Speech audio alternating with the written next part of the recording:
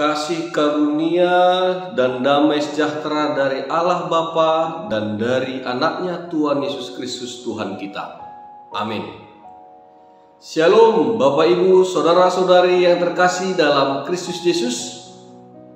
Nats renungan kita pada hari ini terambil dari Hesekiel pasal 20 ayat yang ke-41.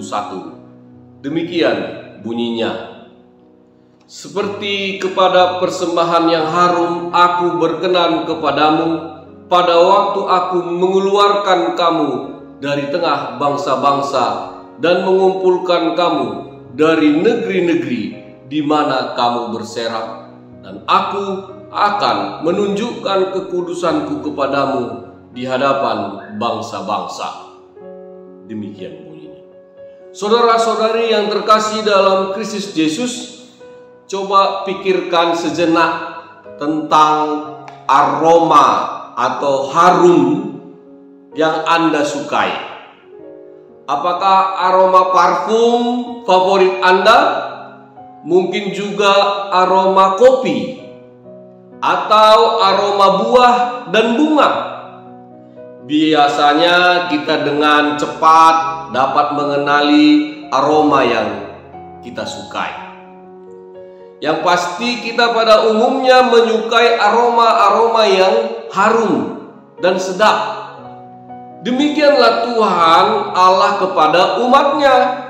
Dia menginginkan agar umatnya tetap membuat namanya harum, agar tetap hidup untuk menghargai namanya.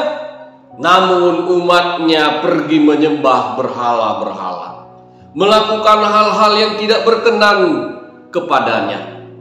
Untuk itulah Tuhan mendidik umatnya atau bangsa Israel di Nats ini dengan membuang mereka ke Babel. Itu terjadi akibat kemurkaan Allah kepada umat Israel yang mengkhianatinya. Namun dengan karakter kasihnya, ia merancang pemulihan kepada umatnya. Pemulihan itu bukan dengan hal yang sepele, melainkan dengan menghajar dan menuntut disiplin yang tinggi kepada umatnya. Tuhan memakai pembuangan sebagai didikan untuk mendisiplinkan dan mengajar umatnya. Dalam nats ini, Allah menunjukkan dan membuktikan bahwa Allah bukan tidak memperdulikan dan bukan tanpa maksud membuang umatnya, tetapi itu ia lakukan untuk mendewasakan umatnya, agar umatnya benar-benar mengerti siapa Tuhan yang berkuasa dalam hidupnya.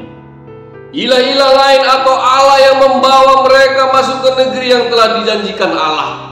Ilah-ilah lain itu tidak bisa menyelamatkan mereka, tapi Allah lah yang mampu membawa mereka keluar dari pembuangan. Manusia seringkali mengingkari kesetiaan penyertaan Tuhan dalam hidupnya. Namun sekalipun demikian, Tuhan yang maha baik justru tetap setia menyertai perjalanan kehidupan umatnya. Tuhan tidak pernah mengungkit kesalahan umatnya di masa lalu. Dia selalu datang dengan penuh kasih yang baru. Tuhan punya banyak cara untuk mengajar kita, meskipun banyak orang yang kecewa kepadanya lalu menjauh darinya. Seperti pandemi COVID-19, pada masa pandemi COVID-19 kita seperti di dalam pembuangan. Kita sering terombang-ambing, kita sering mengeluh atau kecewa karena merasa Tuhan tidak segera datang menolong kita. Tuhan tidak mau menjawab doa-doa kita, atau Tuhan tidak peduli dengan kita, alias Tuhan diam saja seperti sedang tidur terlelap. Masalahnya saudara, bukan karena Tuhan tidak peduli, tetapi karena rasa saat atau kita merasakan saat-saat ketakutan yang luar biasa, maka kita sering tidak menyadari bahwa Tuhan ada bersama dengan kita. Harusnya kita mencoba renungkan bagaimana Dia telah berkorban dan memperlakukan kita dengan penuh kasih sayang, walaupun dengan cara memberi ujian kehidupan. Ingat, Allah memahami dan mengerti mana yang terbaik untuk umatnya. Semoga dengan firman Tuhan hari ini kita semakin memahami akan kebaikan Tuhan dalam kehidupan kita.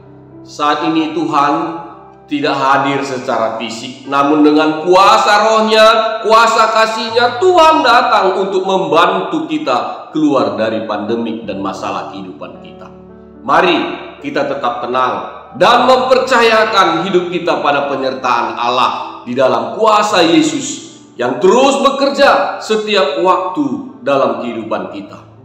Amin. Kita berdoa. Tuhan, ajarkan kami selalu agar kami menyadari segala kebaikan-Mu. Ajarkan kami untuk tetap tenang dan mempercayakan hidup kami pada penyertaan-Mu. Kami yakin bahwa Engkau selalu setia dan bekerja dalam setiap langkah kehidupan kami. Dengarlah doa permohonan kami ini. Dalam nama anak-Mu Tuhan Yesus Kristus kami berdoa. Amin. Salam sehat dan Tuhan memberkati. Horas.